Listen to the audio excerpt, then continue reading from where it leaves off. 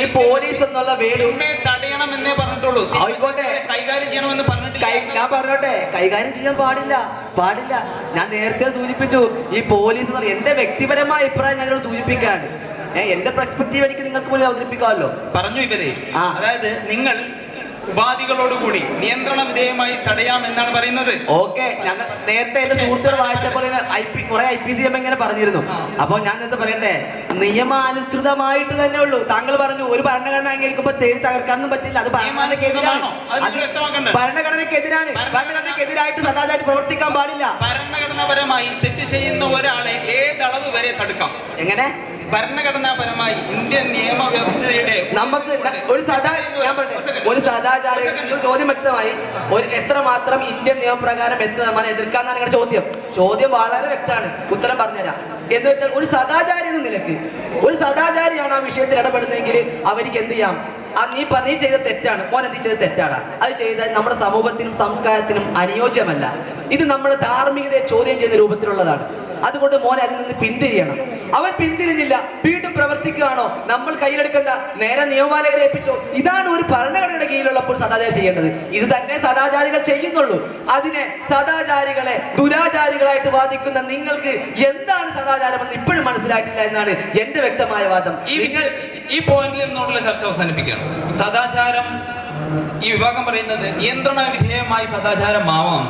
ഇവർ പറയുന്നത് സത്യത്തിൽ ആ ചെയ്യുന്നതൊന്നും നിയമവിധേയമായുള്ള പോലീസിന്റെ ധർമ്മമല്ല, പകരം മാനുഷികമായി നമ്മൾ ചെയ്യുന്ന ഒരു ധർമ്മം മാത്രമാണ്. അവിടെ സത്യത്തിൽ പോലീസിങ് നടക്കുന്നില്ല എന്നാണ്. ഒരർത്ഥത്തിൽ നമ്മൾ ശ്രോതാക്കളെ സംബന്ധിച്ചിടത്തോളം ഈ വിഭാഗവും പറയുന്ന ഒരാശയത്തിന് വേണ്ടിയാണ്. അതുകൊണ്ട് ഈ ആശയത്തിൽ നമ്മൾ തുടർന്ന് സംസാരിക്കുന്നതിൽ അർത്ഥമില്ല. നിങ്ങൾക്ക് കൺക്ലൂഡ് ചെയ്യാം.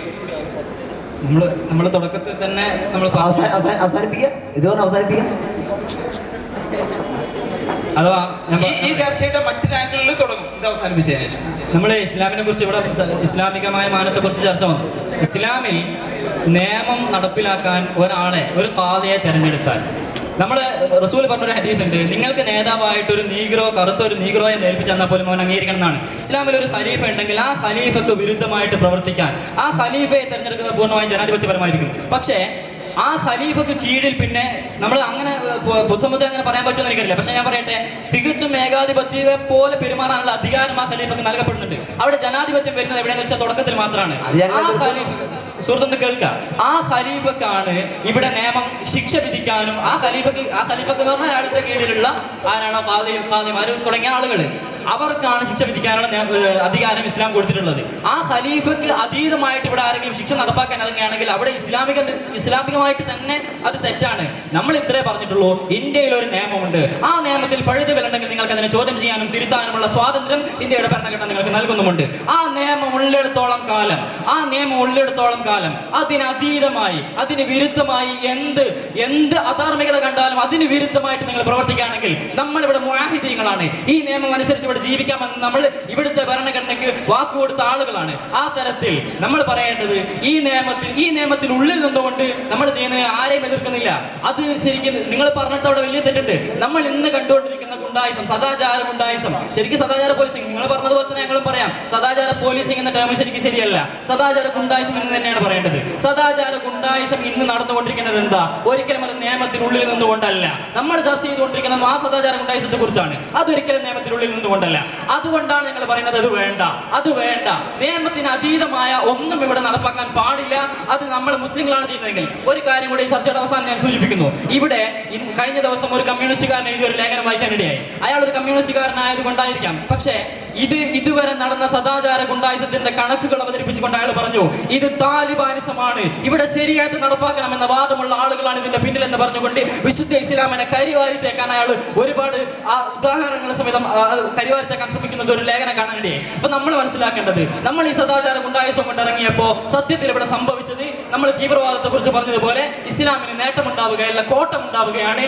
നിയമത്തിന് അതീതമായി മുസ്ലിങ്ങളായാലും ആരായാലും നിയമത്തിന് അതീതമായി ഇന്ത്യ മഹാരാജ്യത്ത് ജീവിക്കുന്നിടത്തോളം കാലം ഒന്നും ചെയ്യാൻ അനുവാദമില്ല.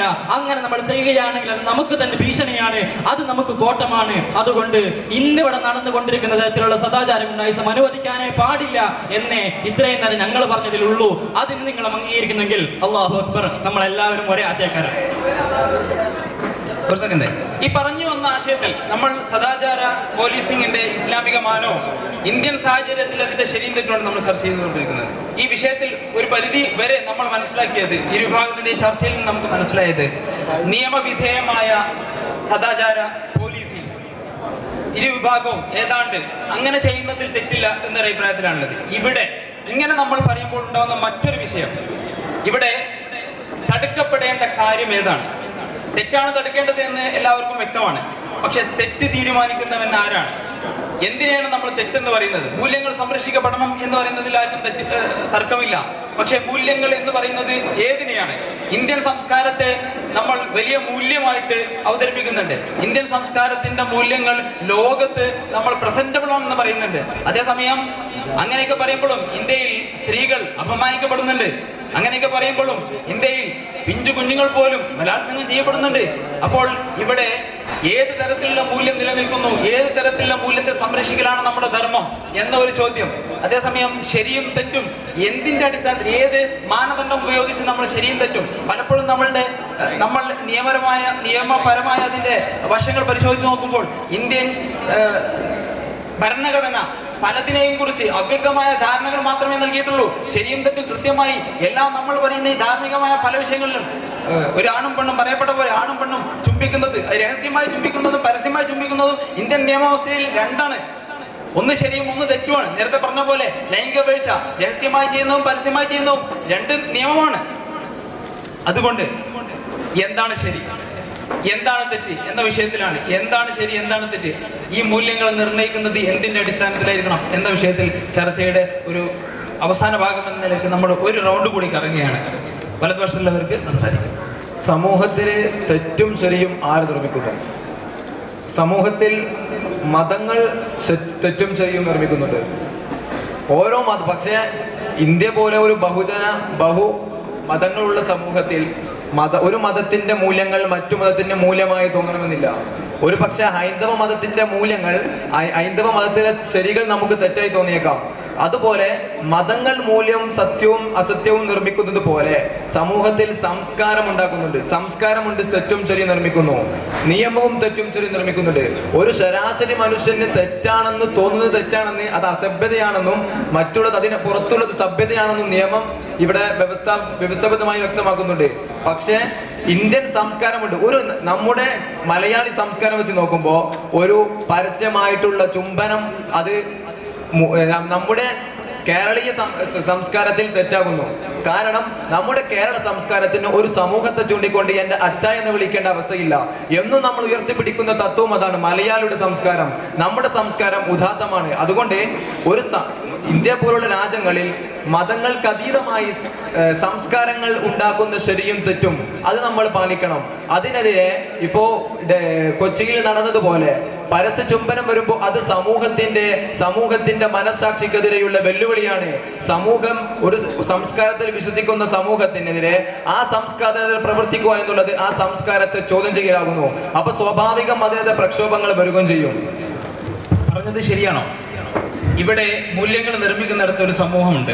മതവിഭാഗങ്ങളുടെ മതവിശ്വാസത്തിന്റെ അടിസ്ഥാനത്തിൽ മൂല്യങ്ങളും ശരിയും തെറ്റും പറയുന്നു.